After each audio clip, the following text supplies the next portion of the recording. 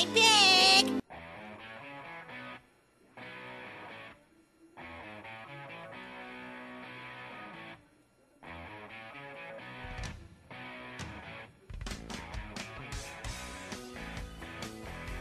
Sports Limelight, episode 65. Hello, Drew. Hey, Bill. What's going on? You know, same old, same old. What's going on with you not in the studio today? Yeah, chilling on my bed as you watch me. Yeah, it is kind of strange having the one-sided inequity of Google Chat here with you on the video and me not having a webcam. Yeah, and for the viewers out there and you, Bill, you can't tell, but I'm naked from the waist down. Well, whatever it takes to be comfortable. They say picture the audience naked anyway, right? That's right. It helps me perform on the podcast. Well, so, how was your weekend? Pretty good weekend, other than the Giants dropping one to the Redskins on Monday night, which we'll get into. But first, Bills and Jets both win, go to 5-7, Drew. Are they back in the race? Yep. Technically, they were never out, but a victory is a victory, and coming down the stretch here in the season, they have 3 out of the 4 games left are at home against, I would say, middle tier teams, so they have a shot. Yeah, I'm going to go with until further notice, they're still out, but mathematically not eliminated. So, if they rip off maybe 3 more wins in a row, get to 8-7 on the final game, then we got something to watch. Yeah, that's the good news. The bad news, though, is the Bills have had a couple of injuries within the last couple of days. Their wide receiver, Stevie Johnson, is hurt, and their center is out pretty much for the rest of the season, 4 weeks. Ooh. And their defensive end, Chris Kelsey, is out for indefinitely. It hurts to get those injuries at inopportune times. I hear ya. What about the Giants? They're just hanging on for dear life here. They just can never make it easy on themselves, can they? The ups and downs of the roller coaster ride that is the Giants season continue.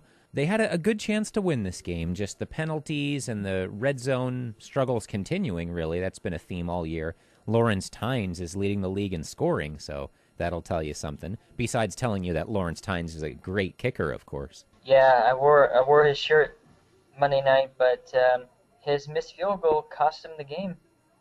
I appreciate the effort there on your part, but yeah, plenty of blame to go around. It would have been nice to have all those field goals, though, knowing that they had such trouble getting in the end zone. Got to take all the points you can get. Yeah, I agree. They, as I said earlier when I was texting you, they moved the ball really well, like between the 20s. That just can't seem to get it in the end zone. Well, they lost Sean Locklear for the season in this game. Pretty horrific looking knee injury. It's one of those that it was obvious when you saw it that he was finished. So they're kind of forced now to go back to David Deal, much like the week before they were forced to depend on Ahmad Bradshaw more completely with Andre Brown going out for the season. Yeah, man, Bradshaw's really stepping up. He has. He's looked good. Went over 100 yards in this game. It's good for my fantasy team. Yeah, that and Bennett got in the end zone. Yeah, first time in 9 games. Wow, that's right. He had a touchdown in his first 3 games as a Giant, and then nothing since then. Speaking of the Jets now, there was the Sports Nation poll. I don't know if you saw this. They asked fans who should be the starting QB for the Jets for the remainder of the season. Greg McElroy, Mark Sanchez, or Tim Tebow. Who do you think should, and who do you think was voted the most? Tim Tebow should, and Tim Tebow was voted the most. Yes, Tim Tebow was 48% of the vote. Nice. However, in New York, Greg McElroy got the majority of the vote. Wow, that's genuinely surprising. And they announced today that they're going back to Mark Sanchez, which makes very little sense at all. Hey, man, if he can fit in a toaster, I can cook him. So says the sign behind you in a Woody Page-esque manner. Does it matter who they start, Bill? Are they just going to free fall into nothing, or what are they going to do here? Unlike the Tom Petty song, they are not free fallen at 5-7, still in the mix, still in the hunt. As we discussed earlier, 9-7, you still have a chance. So going into the final game, if you're 8-7, you still have a chance usually. So this would have been a perfect time to see what you have in Tim Tebow. You traded for him, it's time to use him. Going back to Sanchez, what if he wins his next game now? Now you're kind of stuck with him after having yanked him and after having seen him play terrible football the whole year. So, and you can always go back to McElroy. Meanwhile, he was a 7th-round pick. He's not going anywhere. He's under contract. So I think this was Tebow time if I ever heard of it. Yeah, if it comes down to, maybe the last game of the season is playoff or bust, it'll be interesting to see who they put in there. Now to the college game, Drew. It's bowl season. Any thoughts on the college football? Yes, Nebraska's defense sucks. Oh, man. I don't know if you're aware, but they allowed 70 points in the Big Ten championship game. Oh, that's embarrassing. If they won that game, they would have gone to the Rose Bowl, but they lost 70-31 and they're going to end up playing in the Capital One Bowl against Georgia, who lost their conference championship game to Alabama. So the nightmare continues with the Huskers. Right, so it's like a consolation game there. It's interesting because Wisconsin, their division has Ohio State and Penn State. They are both on probation, so they couldn't play in that conference championship game. So a 5-loss Wisconsin team was in there. Wow. Yeah, once the playoffs starts, it'll, obviously weed out the exceptions and whatnot. To the NBA now, Drew. What do we make of David Stern's punishment to the San Antonio Spurs last week?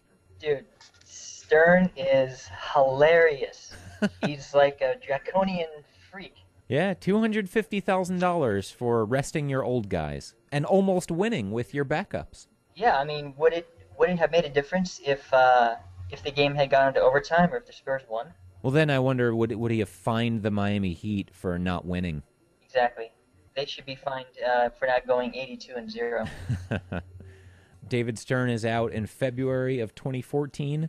That can't come soon enough. It makes me wonder if Greg Popovich was trying to, rustle the feathers of those bigwigs.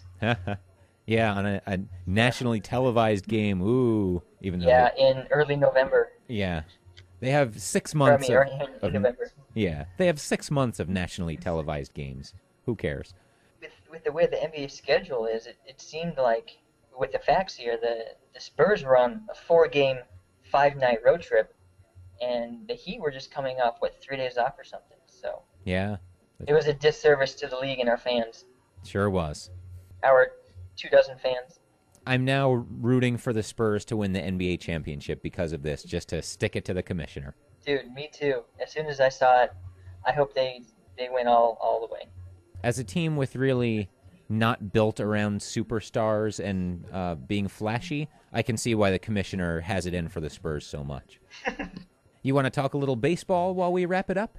Yeah, man. What's happening in the winter meetings and stuff? A lot of players moving around. From the Yankees' perspective, I like that they're getting responsible.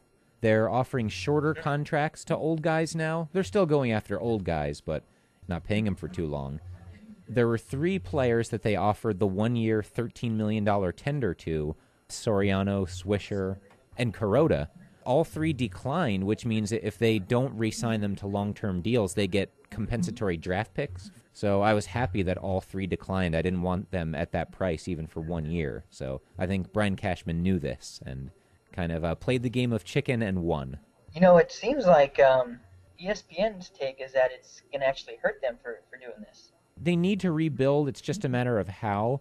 I think kind of the Yankees' version of rebuilding is you have a lot of money, so you can kind of keep the payroll up, keep adding old players for short-term deals around the players you want to keep long-term until you get what you need finally, out of hopefully the farm system, like they built their first dynasty of this generation anyway. Yeah, hopefully it doesn't cost them any wins.